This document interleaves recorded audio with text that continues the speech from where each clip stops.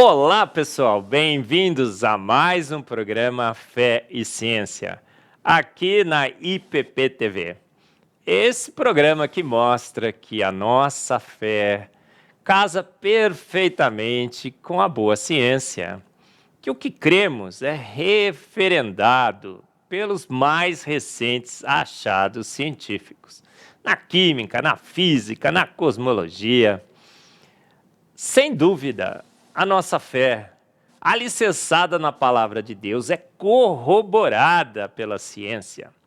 E esse programa que defende essa tese, trazendo aqui cientistas, teólogos, filósofos, que mostram que a boa fé e a boa ciência sempre andaram, andam e sempre andarão juntas. Incrível, não é? Saber que aquela verdade absoluta descrita na palavra de Deus pode ser comprovada pela ciência. Os atributos invisíveis de Deus, o seu eterno poder e a sua divindade, vistos pela ciência, comprovados pela ciência e anunciados por cientistas, grandes cientistas, que temos trazido aqui no Fé e Ciência. E hoje não poderia ser diferente. Convidamos um químico, um administrador de empresas, um empresário, um mestre em engenharia ambiental, Daniel Trindade. Daniel, você está aí? Estou aqui, Marcos. Boa noite. Boa noite, pessoal. Tudo bem? Daniel, imenso privilégio recebê-lo aqui no Fé e Ciência. Prazer é todo meu, Marcos. Mais um químico, né, Daniel? Tem um ditado que diz assim: a evolução espera que você não saiba química. Porque quando você sabe química, você destrói os argumentos da evolução e você percebe claramente que um grande Deus fez o universo e fez a vida. É sua impressão também, a sua constatação também, Daniel, que a química talvez seja a melhor ciência para a gente investigar o universo e a vida e descobrir se foram processos naturais não guiados ou se um grande Deus fez todas as coisas prontas pelo poder da sua palavra? O que você acha, Daniel?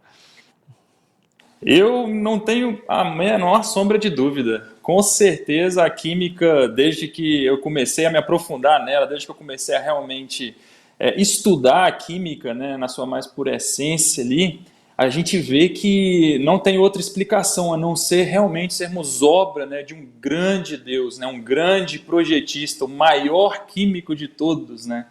Isso, sem sombra de dúvida, as próprias leis químicas, elas já comprovam isso e vai de acordo com o que a própria palavra diz também. Desde os átomos e moléculas, não é assim, Daniel? Você não ficou surpreendido quando você aprendeu na aula de química que os prótons ficam todos juntinhos no núcleo e não se repelem, porque tem uma força especial lá, tal de força forte, que os elétrons ficam orbitando os prótons e nunca colidem com os prótons, senão o universo ardendo se desfaria? Também não foi para você? Você não viu claramente nos átomos assinaturas do Criador?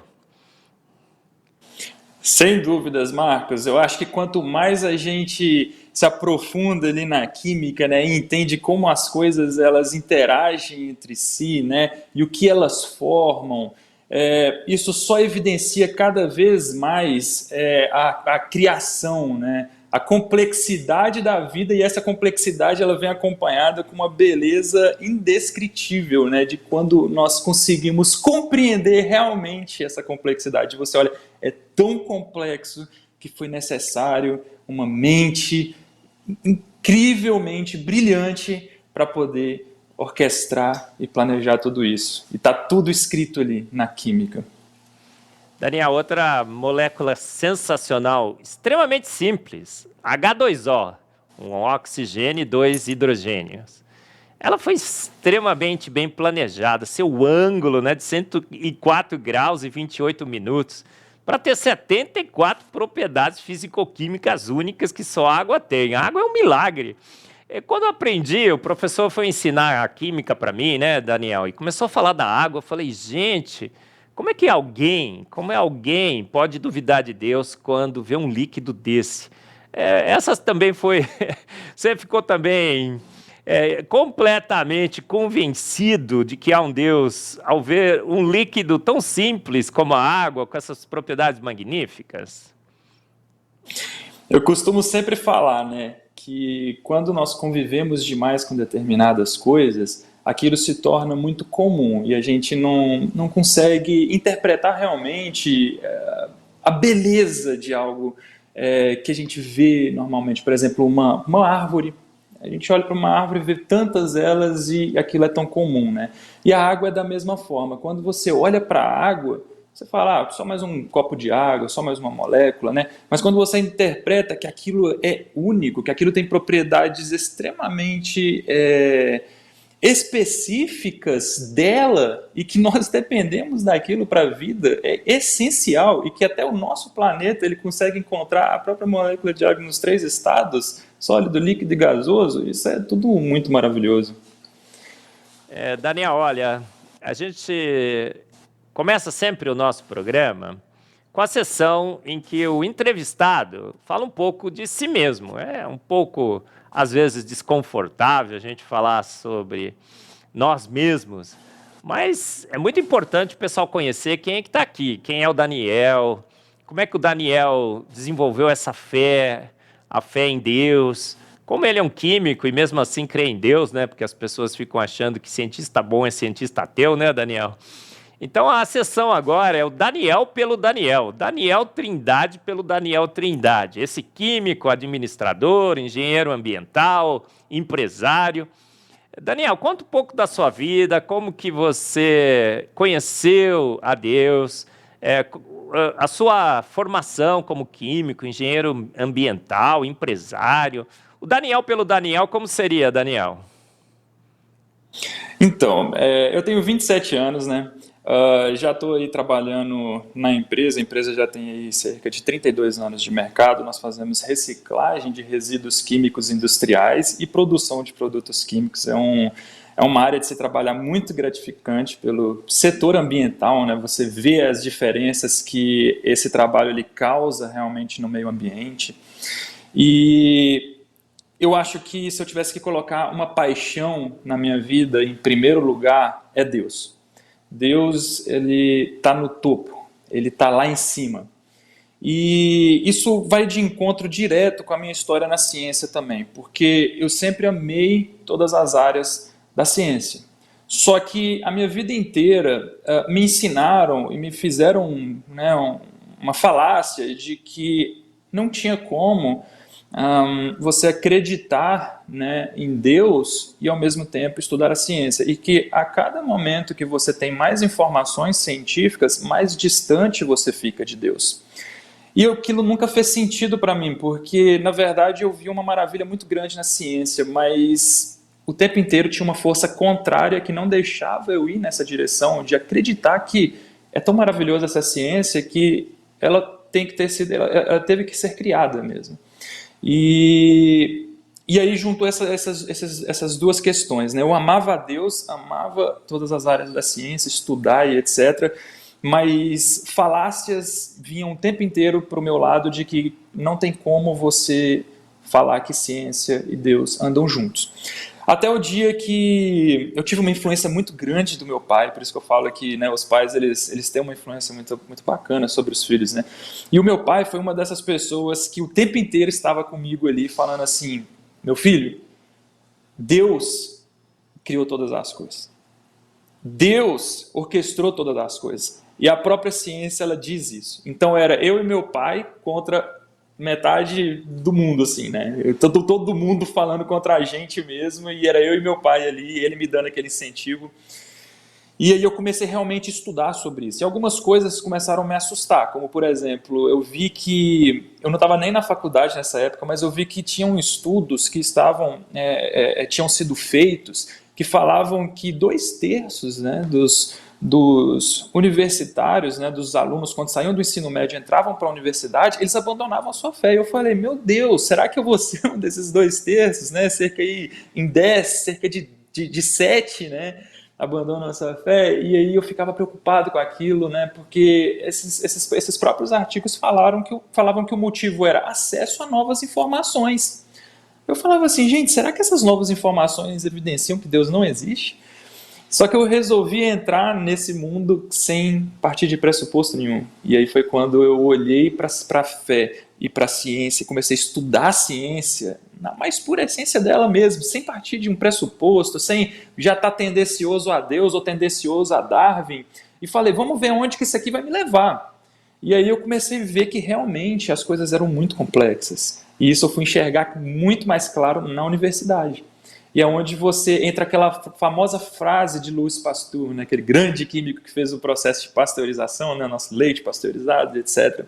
Ele fala, pouca ciência nos afasta de Deus e muita ciência nos aproxima de Deus. Então, quando você estuda e deixa só aquilo entrar na sua cabeça ali, não questiona, não tem uma visão crítica e deixa aquilo ser verdade, você realmente se afasta de Deus e vira um desses 2/3 que abandonam a sua fé.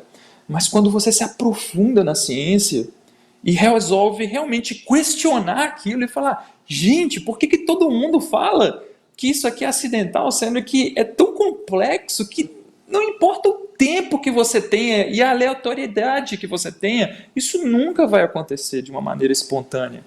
E você vê isso através da própria química. Então, assim, quando isso começou a fazer sentido na minha vida, eu falei, gente, eu preciso levantar essa bandeira, porque a minha vida inteira as pessoas foram contra mim. E foi onde eu comecei, eu mesmo, eu quis levantar essa bandeira, conheci o pessoal do TDI e comecei a pesquisar muito sobre a teoria do design inteligente, sobre ciência e fé, e fui vendo diversas pregações, diversas palestras, e falei, eu preciso fazer alguma coisa a respeito, porque eu vi o grande problema que tinha dentro das universidades, das escolas, etc., que era sempre um lado só da moeda sendo apresentado e o outro sendo atacado. E foi onde eu comecei, né, também a levar algumas palestras, algumas palavras para dentro de algumas universidades, algumas escolas que me convidavam, né, igrejas também, e com o objetivo de jovens, principalmente jovens, não acreditem na primeira informação, questionem e busquem saber. Não acredite também no que eu estou falando aqui, busque você a verdade, mas não tenha tendência a lugar nenhum. E aí foi quando a minha fé explodiu, porque aquela lacuna que tinha ali, que era aquele espaço, né, que falava assim, fé e ciência não conseguem andar junto, quando ela foi preenchida e eu vi, não, ciência e fé andam lado a lado, e Deus, cara, tá ao nosso redor.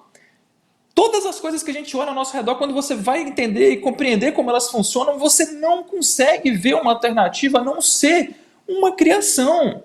Alguém que colocou aquelas informações e deu um manual de instrução para aquilo ali e falou, olha, isso vai funcionar dessa forma, isso vai ter essa função, e é isso. E aí é quando a gente realmente vê aquela maravilha. E aí juntou a minha paixão pela ciência, a minha paixão por Deus, e aquilo se juntou de uma forma extraordinária e deu no que deu hoje, né? Que é a gente lutando para que outras pessoas consigam sentir o que a gente sente. Eu tenho certeza que você sente essa mesma coisa gritando dentro de você, né, Marcos? Que é um negócio inexplicável, né? Você precisa passar isso para as pessoas e que elas sintam essa mesma sensação que é maravilhosa, né? Uau, gente, já valeu a entrevista, hein, Daniel? Você realmente nos animou a todos. Essa chama que arde em mim, e arde agora também, percebo, né? Percebo agora que arde há muito tempo em você. Essa chama de propagar a verdade e não se conformar com esse mundo, com as falácias desse mundo. Gente, eu não falei, mas o Daniel, acho que é o mais novo palestrante oficial da Sociedade Brasileira do Design Inteligente, né, Daniel? Está preparando uma palestra para o nosso terceiro Congresso Brasileiro do Design Inteligente, 8 a 10 de julho, Copacabana, Rio de Janeiro, Hotel Hilton Palace, estaremos lá. O Daniel com uma palestra fantástica, vocês estejam lá. O mais novo palestrante oficial da Sociedade Brasileira do design inteligente. Tem sido um privilégio muito grande estar com você, Daniel. Mas, Daniel, nós combinamos aqui, né, que você falaria sobre esse tema magnífico. Já ouvi você uma ou duas vezes tocar nesse tema. Gostei demais. As asas das aves. Darwin ou Deus? Que coisa seria essa, Daniel? Asas das aves, Darwin ou Deus? Você, então, agora, vou te dar aí uns 30 minutos, mais ou menos, Daniel, para você falar sobre esse tema. O que as asas dos pássaros, das aves, dos morcegos, borboletas, pica-paus, teriam a ver com essa questão, se realmente fomos feitos prontos por Deus ou se evoluímos lenta, gradual e sucessivamente. Daniel, 30 minutos contigo. Todos estão esperando para saber a resposta sobre as asas das aves. Excelente, Marcos. Primeiramente, né, esse é um tópico que eu gosto muito, é um assunto que eu gosto demais, porque eu gosto muito da parte de aviação. Eu sempre estudei muito, né, a questão da aviação, né? E um belo dia, né, pensando sobre alguns tópicos da ciência e fé, eu me deparei em pensar sobre a mecânica do voo das aves. Eu falei assim, como será que é, né? Será que tem alguma coisa que evidencia Deus ali também? E aí eu fui pesquisar, assim, comecei a estudar alguns artigos, algumas questões, para ver se nas aves e no voo delas realmente teria questões que evidenciavam Deus. E eu cheguei a algumas conclusões, né? E eu quero apresentar essas conclusões através dessa apresentação para vocês, né? Que eu quero fazer nessa noite. E tá lançado já os slides aí? Vamos lançar, Daniel. Sim. Olha aí. Excelente, perfeito. Então vamos lá então. Então, começando, né, passando aí para o primeiro slide, o corpo do pássaro é a primeira pergunta que eu queria fazer nessa noite. O corpo do pássaro, ele é preparado para o voo? Vamos descobrir? Para começar, né, pode passar o slide. Isso, para começar, os ossos dos pássaros, eles possuem algumas características bem específicas. O que eu quero que vocês foquem durante toda essa apresentação é o quão específicos são as questões das aves para que elas tenham uma função: conseguir voar e voar bem. Não é apenas só voar, né? Mas voar bem. Então a primeira questão ela precisa ser leve. E vamos começar pelos ossos. Os ossos das aves são diferentes dos nossos ossos, por exemplo. Eles são ossos que são chamados de ocos ou pneumáticos. Se vocês olharem na imagem, a foto que está à esquerda e na direita abaixo são os ossos das aves. Você pode ver que eles são ocos por dentro. Esse espaço oco, ele é preenchido com bolsas de ar. E isso é muito importante para que diminua o peso específico da ave. Ela fique mais leve para conseguir alçar voo. O osso que vocês estão vendo ali na parte direita superior é um osso humano, por exemplo. Olha como ele é rígido e pesado. Se as aves elas tivessem ossos dessa forma, elas seriam muito pesadas e não conseguiriam ter força para voar, para sair do solo. E quando conseguissem sair do solo, o gasto energético para poder manter elas no ar com esse peso tão grande, simplesmente seria tão alto que elas praticamente ficariam muito tempo mais no solo do que no ar. E inviabilizaria completamente, por exemplo, as asas, né? Não teria aquele real significado, né, dela realmente voar. Então, esse já é uma característica incrível. Os ossos delas, em locais que precisam de mais resistência, onde elas sofrem mais choques e etc., foram formados nervos entre o osso. De forma, o que quer dizer esses nervos? Quer dizer que, basicamente, ele está dando resistência ao osso sem acrescentar tanto peso. Então, nos locais específicos, ali foi dado uma solda para ele ficar mais resistente, grudar melhor, ser mais resistente a impacto e, ao mesmo tempo, não aumentar tanto o peso da ave. Isso é uma evidência muito grande de um propósito, manter a ave leve.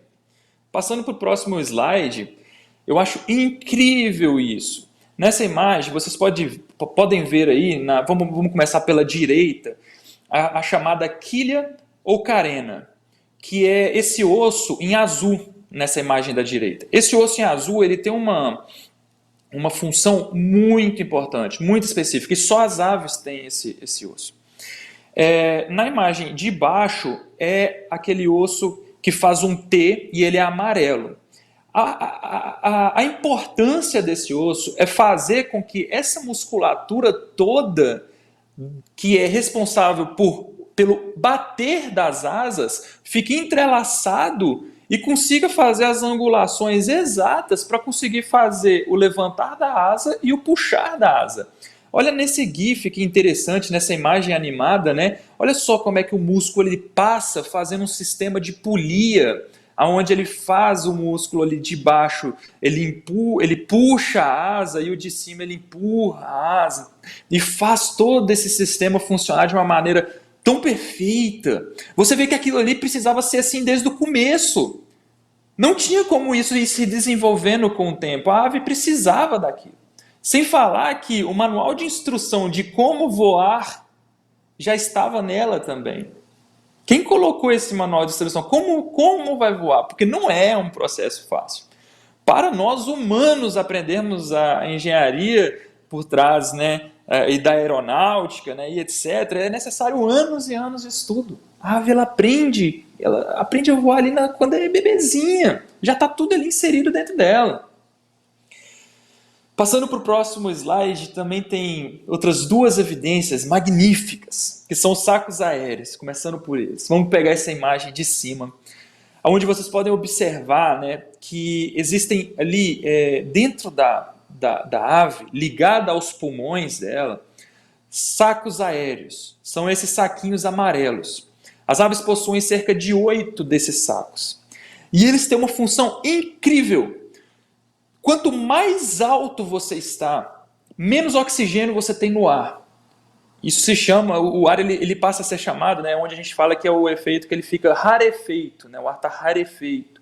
Então ele está com menos concentração de oxigênio, ou seja, vocês já ouviram aquelas notícias de quando jogadores de futebol vão fazer uma competição e eles vão competir em um país, num local, onde o campo do adversário é nas montanhas, e aí o time que vai visitar joga muito mal porque os jogadores cansam muito. É porque eles têm que puxar mais ar e tem menos oxigênio e eles não estão acostumados com aquilo, porque é alto o local. Por isso que os montanhistas, quando vão subir, né, os grandes Alpes, eles têm que usar oxigênio nas costas, né, para poder respirar, para aumentar a concentração de oxigênio. As aves elas têm isso embutida dentro delas. Esses sacos aéreos eles são cheios de oxigênio e eles injetam mais oxigênio, mais ar ali nos pulmões da ave, enquanto ela inspira e expira. Então aquilo ali foi exatamente para uma função. A ave ela precisava de mais oxigênio para voar em altas altitudes. Se ela não tivesse isso, a ave teria não conseguiria, simplesmente não conseguiria voar em altas altitudes. E sabemos que tem aves que voam mais alto do que o Everest, né, que é o maior pico, né, o mais alto pico do mundo. Então, assim, é uma evidência única de que aquilo ali tem uma função e um propósito, injetar mais oxigênio nos pulmões das aves. E ao mesmo tempo vem um bônus, que é ainda diminuir ainda mais o peso específico da ave, com aquele ar todo que tem ali dentro. Um outro exemplo é essa membrana nictitante, que é literalmente como se fosse um limpador de para-brisa das aves. Então, como elas voam na chuva, naquele vento gelado, né, onde passa um pouco até de neve ali, às vezes elas voam, né, quando está nevando, elas têm uma membrana nos olhos que é um escudo, que elas conseguem enxergar através e protege o olho delas. É simplesmente magnífico isso. É feito para que ela consiga voar em tempos chuvosos, tempos gelados e não danifique o olho. Passando para o próximo slide, a gente pode ver o que a gente chama de polegar, né, das aves, né? A lula.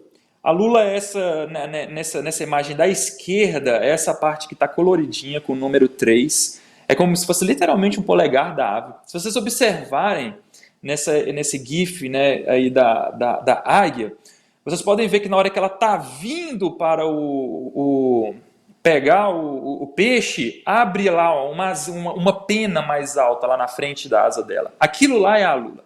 Aquilo é incrível. Ela só abre essas penas, que são chamadas de alula, quando ela precisa fazer voos de baixas velocidades. Isso faz com que a angulação e o vento que passe pela asa da ave gere mais sustentação para ela se manter no ar em velocidades mais baixas. Ou seja, em velocidades mais baixas ela abre essas penas para poder aumentar a sua sustentação, ela conseguir se manter no ar com velocidades mais baixas.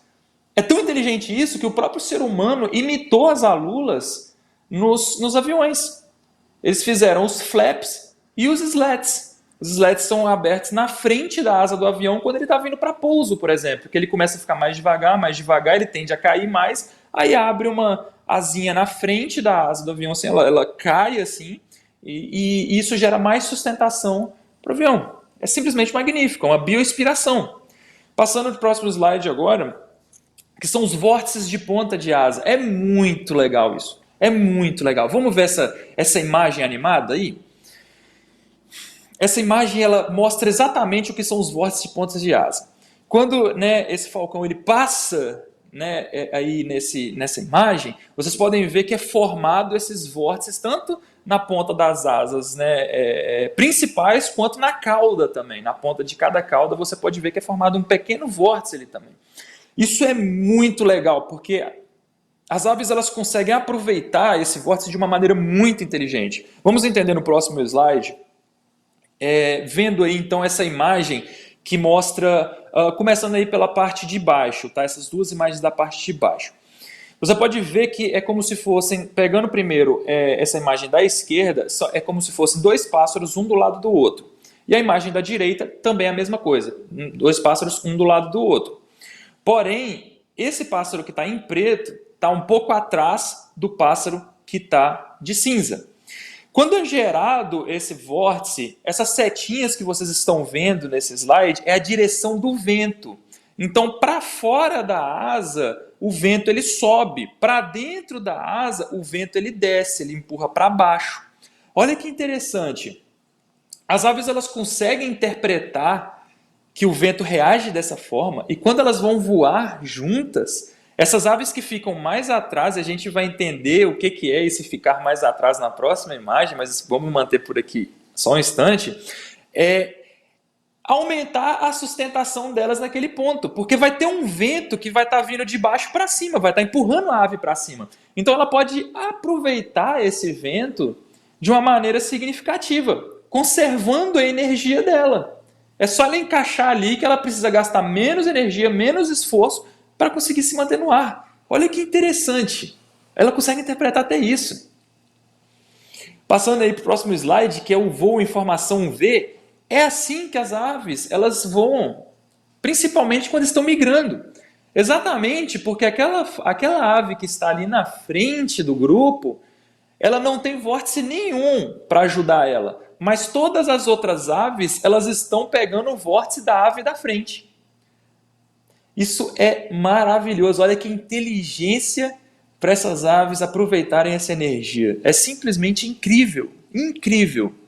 E aí, quando essa ave da frente cansa, ela vai para a última da fila e uma nova ave descansada toma a liderança.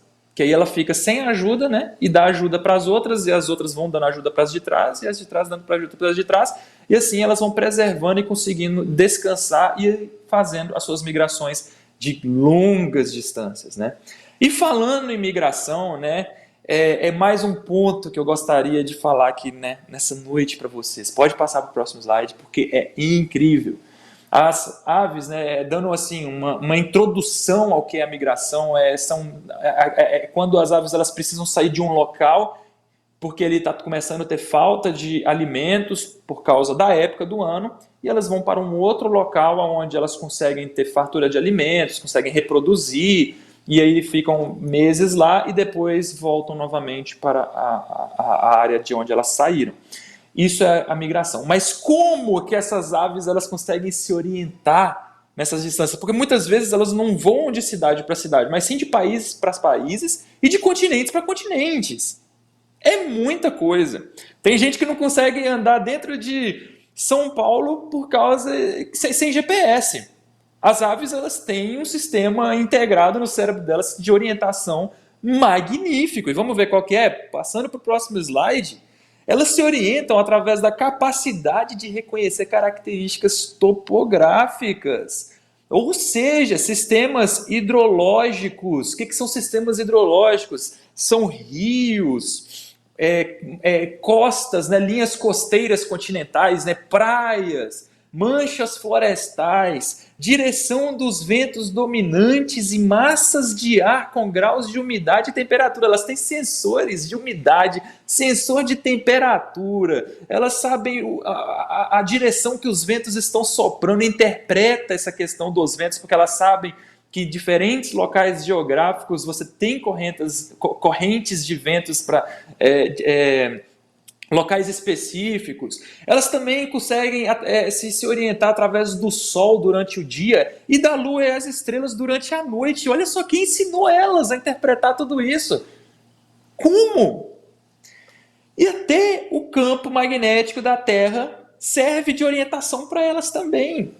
O campo magnético da Terra é invisível. É uma esfera que tem dentro da Terra, de ferro e níquel, que está lá, gera um campo magnético na Terra, e elas conseguem se orientar através desse campo magnético. Isso é maravilhoso. Elas não se perdem no meio do caminho. Quem ensinou para elas tudo isso? Quem ensinou para elas que lá do outro lado ia ter comida? Elas não sabem.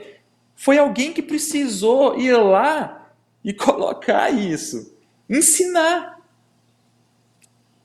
Passando para o próximo slide, essa imagem é o que nós humanos precisamos para poder nos orientar nos nossos aviões. Isso aí é o cockpit de um avião, e olha o tanto de coisa que eles têm para poder conseguir se orientar.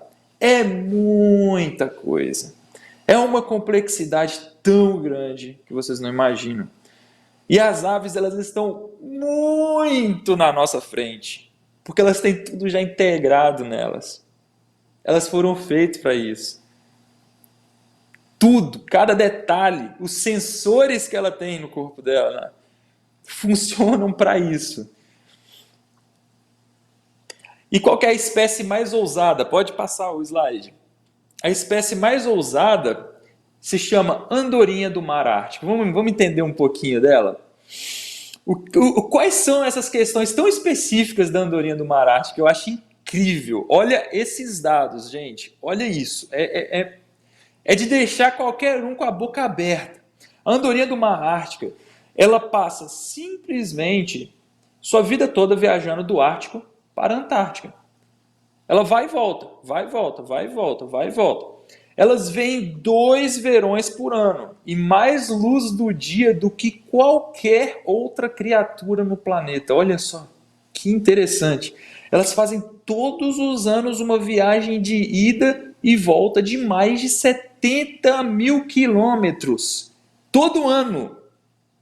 Em um período de 30 anos, e quando eu falo 30 anos, pessoal, a expectativa de vida dessa ave é de cerca de 32 a 35 anos, tá? Em um período de 30 anos, esse pássaro voou o equivalente de 3 vezes ida e volta até a Lua. Ela não só foi até a Lua 3 vezes, ela foi e voltou. Olha o tanto que ela voa. É incrível. E olha o que é interessante nessa migração dela. Passando para o próximo slide, vocês vão ver que existe aí um globo. E esse globo ele mostra 2 linhas. Uma linha branca, subindo para o Polo Norte, e uma linha em amarelo, descendo para o Polo Sul novamente. Só que essa linha em amarelo, ela divide em 2. Olha que interessante. A linha em amarelo é a migração na primavera. E a em branco é a migração no outono.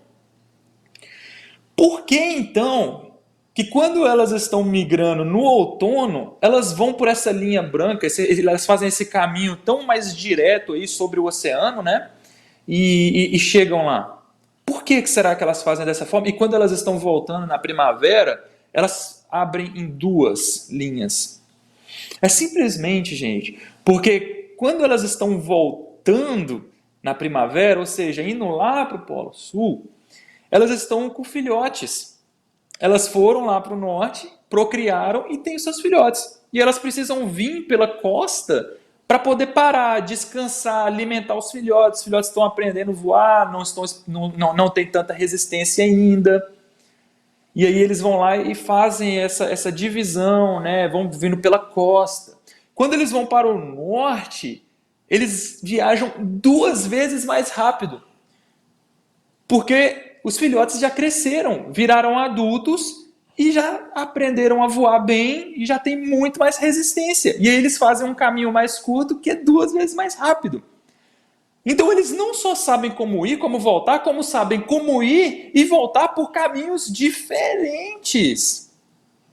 Olha que coisa grandiosa, que maravilha. É algo que você olha e você fala assim, não tem explicação para você falar que as aves elas possuem um corpo tão específico para que ela possa voar, para que ela possua órgãos para dar resistência para que ela consiga voar em altas altitudes, para diminuir o peso dela, que ela tem a inteligência, que foi Deus que chegou lá na cabecinha dela e implantou aquelas informações, falando assim, você vai ter que voar a tantos metros atrás da ave da frente, à direita dela, para você poder aproveitar o fluxo de ar ascendente que vai estar saindo do vórtice da asa dela, que assim vocês vão conseguir voar melhor, vocês vão conseguir voar mais distantes.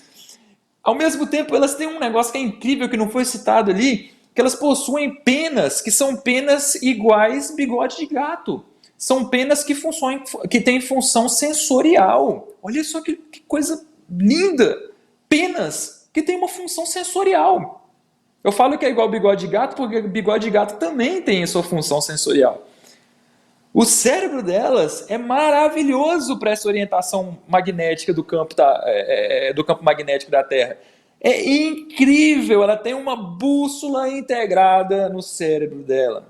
Ela não se perde, gente. Você não vê a ave perdida. Por isso que quando a gente não tinha tecnologia para mandar mensagem ainda, eram usados pombos correio. Eles sabem se orientar. Eles sabem para onde ir.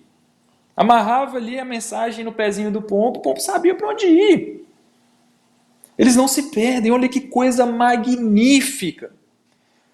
E coisas como essas, como os sacos aéreos, como a lula, que são questões específicas com uma função, um propósito, seja ela inserir mais oxigênio no pulmão para que a ave consiga voar, ou seja ela aumentar a sustentação da ave em voos de baixa velocidade, ela tem a função específica e precisava ser daquele jeito desde o início.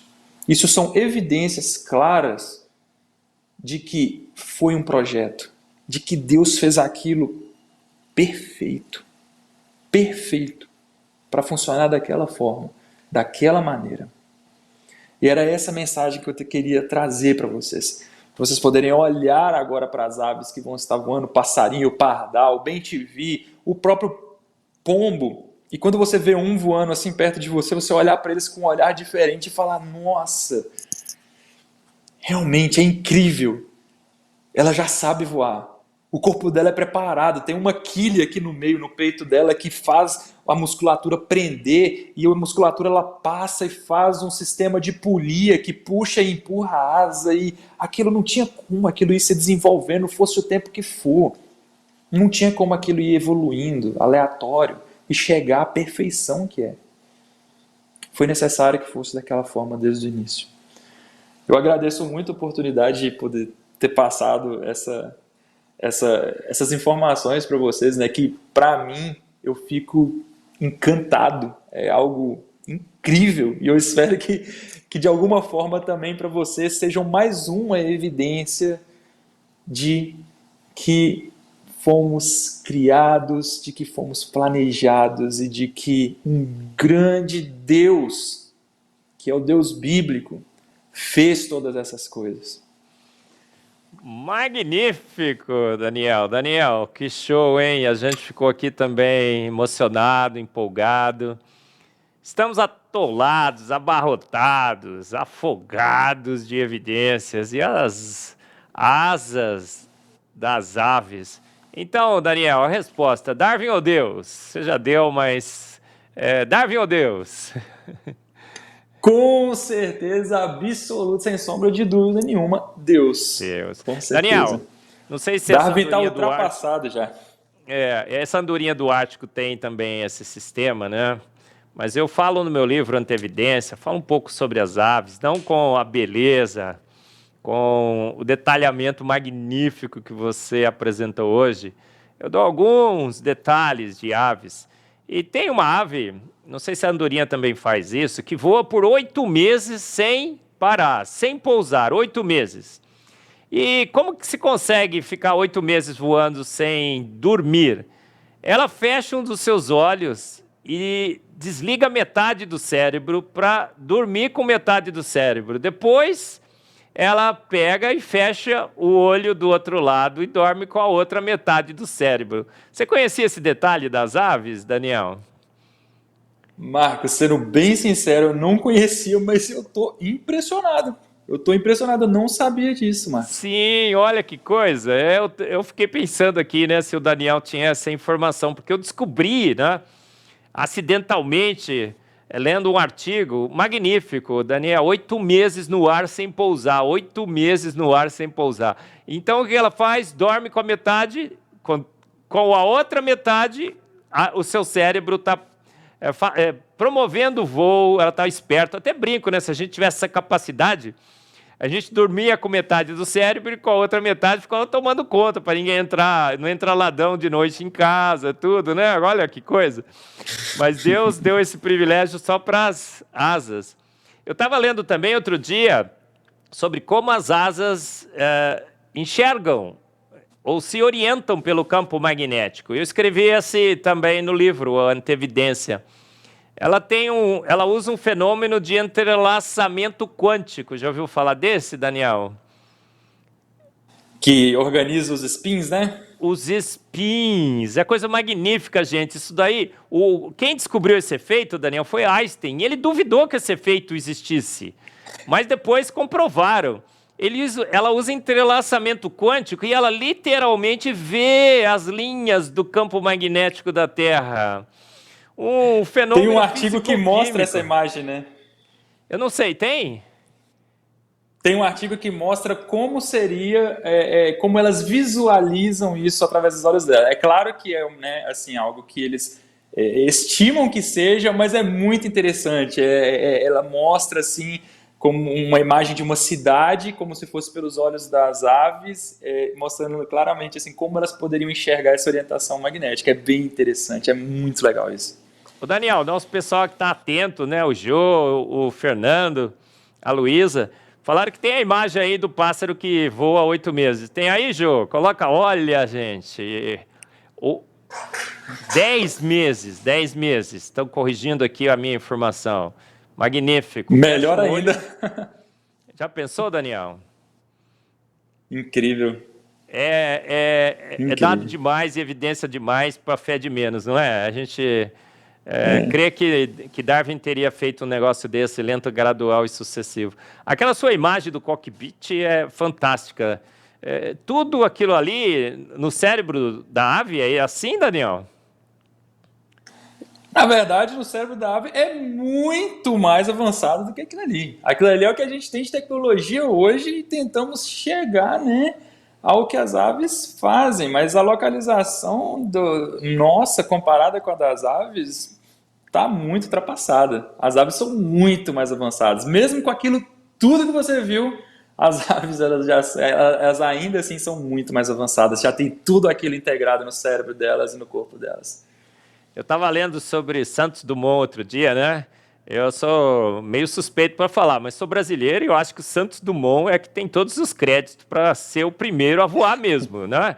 Os irmãos White Sim. não tinha foto, a foto veio depois. O Santos Dumont voou com uma plateia lá de mais de 1.000 pessoas e tudo mais. Então nós temos o pioneiro da aviação, o Santos Dumont. Para mim é ele, não sei se para você também. É, Para mim aí, também. aí para você também, né, Daniel? Legal. E aí eles estavam falando assim, os aviões começaram a ser construídos depois de Santos Dumont e tudo mais.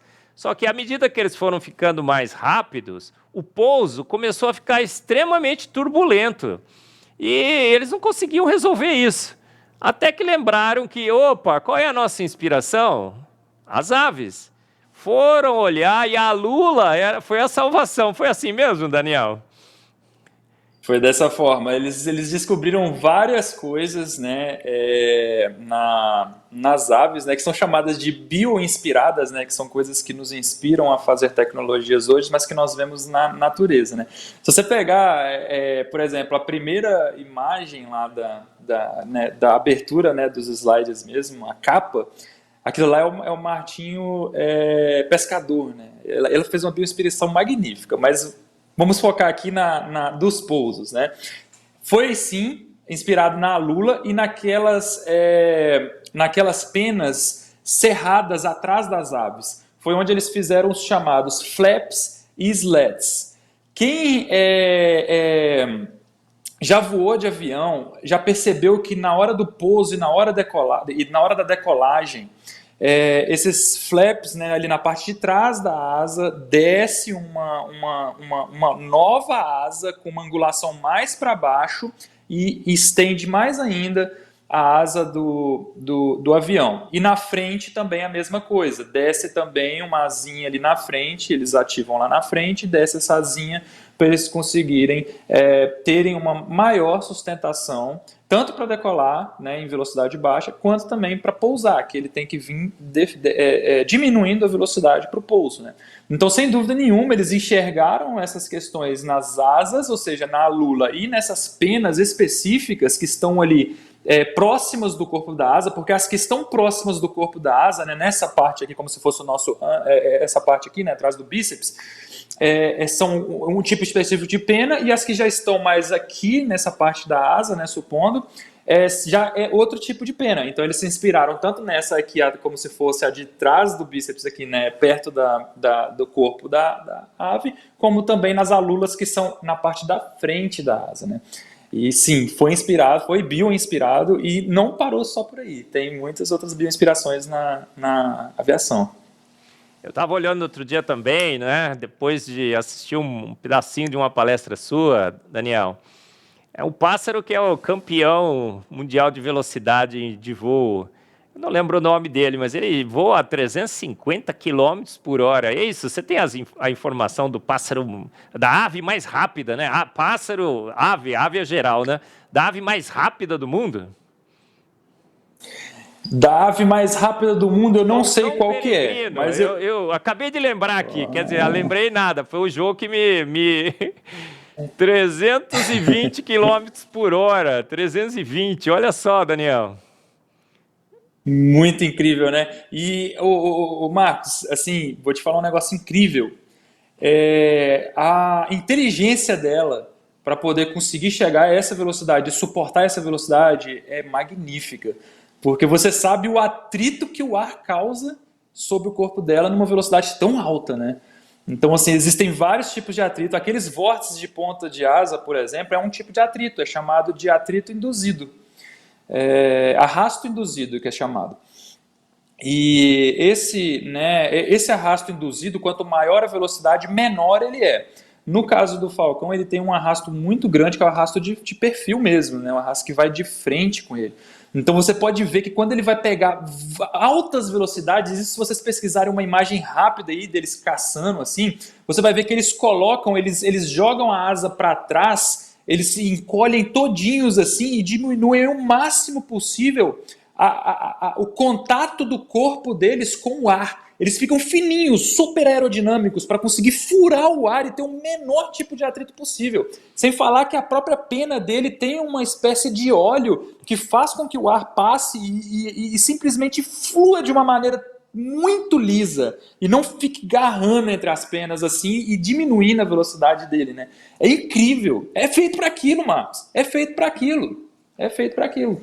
Você viu a imagem aí, né? Todos viram do Falcão Peregrino, o Jô colocou. Agora ele, ó, olha ele aí preparando, né? Acho que para pegar uma presa. É assim, Daniel? Dá uma olhada. Discute um pouco sobre a aerodinâmica desse pássaro magnífico. Que coisa mais linda do mundo, não é? Sem dúvidas nenhuma, é maravilhoso, magnífico. Essa imagem dá para você ver bem ali, você pode observar nas asas dele, que tem um relevozinho na frente da asa, ali você pode ver as alulas, né? Nessa posição que ela está, eu acredito que ela está indo ou caçar ou pousar, ou seja, nos dois casos ela precisa diminuir a velocidade dela, então por isso que ela está com o peito para trás, né? E ao mesmo tempo que ela está com o peito para trás, você vê que as garras dela estão abertas para frente, porque quando ela está voando em velocidade, esses pezinhos dela e as garrinhas entram tudo para dentro das penas, assim. Foi onde a gente se inspirou também, né? Para os trem de pouso retrátil, né? E aí ela joga as perninhas para dentro.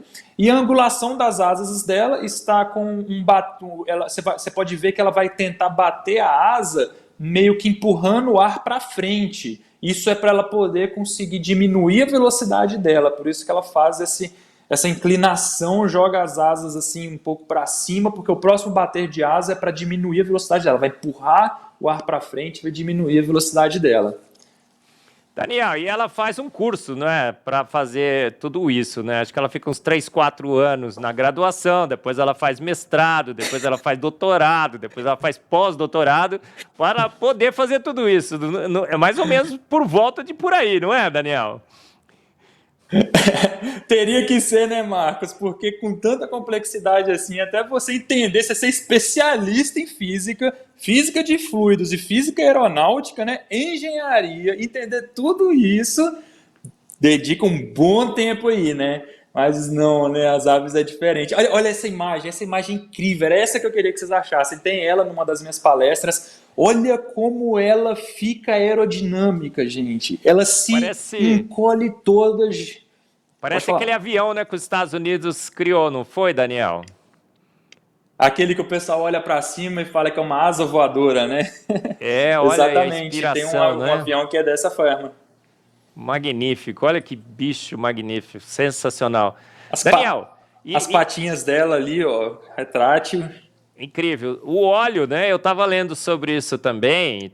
Acho que estou escrevendo agora na segunda edição do Antevidência, inspirado por você, viu, Daniel? Você que é culpado. Está me dando o trabalho que eu estou escrevendo. O óleo, na realidade, é produzido por uma glândula, né? Ele pega com o bico e percebe que está precisando lubrificar e ele lubrifica suas penas. Já viu um negócio desse? Como é que o pássaro aprendeu a lubrificar a pena? E a glândula, como é que apareceu a glândula? Se não tivesse a glândula para lubrificar, não funcionava. Se não tivesse o bico para pegar o óleo, não funcionava. E se o pássaro não fosse inteligente o suficiente, também não funcionava. É um tudo ou nada, não é? Sem dúvida nenhuma. É aquela velha história, né, Marcos? A ave vai falar assim, eu preciso... Ela tem essa inteligência. Tem essa inteligência, né? Eu quero aqui... que gostaria de ter um óleo que fizesse as minhas penas terem menos atrito com o ar, né? E aí surge uma glândula que começa a produzir esse óleo específico, né, que vai ter essa função. E ela sabe como usar. Não tem como. Tem que ser planejado. Tem a função, ela tem que saber usar, a glândula tem que produzir os elementos químicos perfeitos do jeito certo e tem aquela função. Tem que ser daquele jeito. Pode ser um óleo que também não funcione. Mas, comparando uma ave com um avião, olha, avião, exércitos de engenheiros e tudo mais, para construir e tudo mais. E olha só, um exército de engenheiros extremamente inteligentes copiaram o quê, Daniel? Dá uma olhada, essa comparação aí. Incrível, gente. Vocês conseguiram pegar as imagens perfeitas. Tá de parabéns essa equipe aí, viu? Incrível. Equipe de profissional que temos aqui na IPP-TV, Daniel. Profissionais, olha aí. Comenta essa imagem. É perfeito. Esse aí, existem 2 aviões, né, que tem esse formato da Força Aérea Americana, né, aí na imagem de baixo vocês podem ver. Um deles é bem grande, o outro deles é menor. Um deles é um bombardeiro, o outro deles já é um caça, né? Mas os dois são chamados de asas voadoras, né? E eles são inspirados, né? Olha só essa aerodinâmica deles, é inspirada para serem velozes, imperceptíveis, né? Então toda essa estrutura dele também é para os radares não pegar e etc. E eles se inspiraram muito, né, nesse pássaro que, quando ele precisa aumentar a sua velocidade, ele fica nesse formato. Ele consegue a sustentação dele, menos atrito, e tem esse formato. E olha, para não falar que não falamos dos olhos das águias, não é, Daniel? Como é que é, por exemplo, a gente fala assim, olho de águia, que aquele cara tem um olho de águia. As águias enxergam bem, Daniel? Marcos, é incrível. Olha só como é perfeito. As aves que elas têm os olhos nas laterais, elas conseguem ter uma visão de aproximadamente 300 a 330 graus. São, por exemplo, os periquitos, né? E aí elas possuem aqueles olhos nas laterais, e eles conseguem ver amplamente, né? Agora você tem as aves que são predadoras, como por exemplo as corujas, as águias, né? Elas têm olhos na frente. Esses olhos delas possuem uma lente específica que é como se fosse uma lente de aproximação. Ela consegue enxergar peixes dentro da água, ela consegue enxergar lá da altitude que ela está, ela enxerga pequenos animais, cobra, coelho, as corujas mesmo, insetos também, né? E é feito os olhos dela para isso, para conseguir focalizar. É um olho diferente, com nervos, os nervos que lançam as informações, né, para o cérebro ali, que o olho capta, manda pelo nervo até chegar no cérebro, o cérebro receber as informações e tomar as decisões, né, jogar para o corpo dela o que ela deve fazer, são curtíssimos, para elas terem agilidade mesmo, para elas terem resposta rápida. São nervos ultra curtos, é incrível, é incrível. Daniel, a gente está chegando no final, uma pena, passou super rápido, o papo está super mega legal. Olha, e nem falamos dos ovos das aves. Eu falo no Fomos Planejados sobre o ovo de galinha. Aqueles 21 dias que o pintinho fica ali, né? Tudo perfuradinho, entra oxigênio, sai CO2 pelos furinhos. O ovo é o alimento perfeito, na quantidade certa, porque quando nasce, acabou o alimento, tá o pintinho lá. A galinha vira o ovo, né? Ela bica o ovo. Tem um biquinho especial para ele quebrar o ovo para sair. É engenharia na sua suprema excelência. E é louco o que não entende que Deus fez. Você não acha loucura? A Bíblia fala isso, né? É louco quem não crê em Deus, quem não vê nas evidências que se apresentou, sinais claros de que disse o Nécio no seu coração, não há Deus. Disse o Pirula no seu blog, não há Deus, foi a evolução que fez, não foi, gente? A gente está lendo, a garotada está assistindo o Pirula e está indo atrás. Disse o Nécio no seu coração, Pirula. Desculpa aí, Pirula, mas disse o Nécio no seu coração. Isso foi feito pela evolução, foi Darwin, foi Deus, não foi, Daniel? Daniel, as suas considerações Sem finais. dúvidas. A gente está com 2 minutinhos. Sem dúvidas nenhuma, Marcos. Foi Deus, com D maiúsculo, Marcos. São evidências perfeitas da criação de Deus. A palavra já dizia. É maravilhoso, é perfeito. As evidências, elas estão ao nosso redor. Basta nós olharmos com um olhar crítico e vermos e entendermos. Nós somos indesculpáveis por isso, né, Marcos? Porque todas essas evidências, elas estão ao nosso redor, mas ainda assim, infelizmente, nós temos algumas pessoas que recusam a enxergar um Criador de todas as coisas. Agora, o porquê, eu considero, né, eu aprendi essa frase até com você, o Marcos, numa das suas palestras eu vi, eu falei, cara, isso é muito interessante, porque falta-me fé para ser ateu. Eu acho que uma pessoa hoje, para ser ateu mesmo, ela tem que ter muito mais fé do que a gente, sabe? Porque não tem como. Quando você olha para as coisas com um ponto de vista de analisar aquilo realmente, você não consegue ver nada a não ser realmente Deus orquestrando, projetando tudo aquilo. É simplesmente maravilhoso, perfeito, e a partir do momento que nós entendemos que tudo isso funciona para que eu e você tenhamos vida, isso faz uma diferença gigantesca no nosso dia a dia. É simplesmente magnífico. Então, sem dúvida nenhuma, Marcos, a resposta é Deus.